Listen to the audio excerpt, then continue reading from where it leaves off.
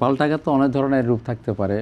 আঘাত, পাল্টা আঘাত, গুপ্ত আঘাত নানা ধরনের হতে পারে। এগুলো নিয়ে তো বোধ প্রশ্ন না।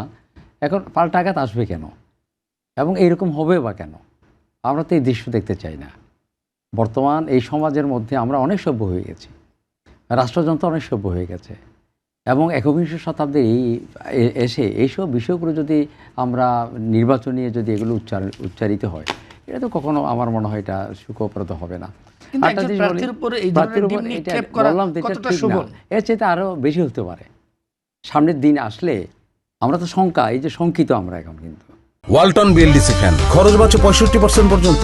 ওয়ালটন বিএলডিসি ফ্যান ছড়ায় স্বস্তির সবুজ হাওয়া।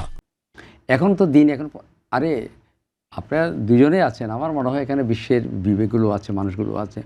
ঘটনা তো কিন্তু 1 মিনিটে হয়ে যায়।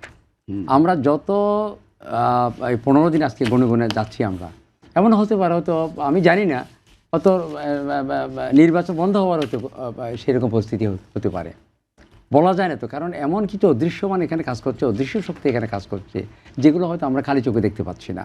এই জন্য আমরা চাই যে বর্তমান সরকারের কাছে আমার অনুরোধ থাকবে, কারণ তাদের কাছে তো প্রতি মুহূর্তে তাদের খবরগুলো যায়, তাদের তাদের এই যন্ত্রগুলো যারা রাষ্ট্র পরিচালনা করছে এবং আইনশৃঙ্খলা বাহিনীগুলোকে যারা আছে, তাদেরকে আমার মনে হয় একটু সচেতন থাকার জন্য। কারণ বাংলাদেশের মানুষ কিন্তু একটা সুন্দর চায়, সুন্দর একটা নির্বাচন চায়, সবাই গিয়ে যাতে নিরাপত্তার মাধ্যমে এবং সুখের মাধ্যমে যাতে নির্বাচনটা দিতে চায়। এতদিন আমরা যেটা চেয়েছিলাম।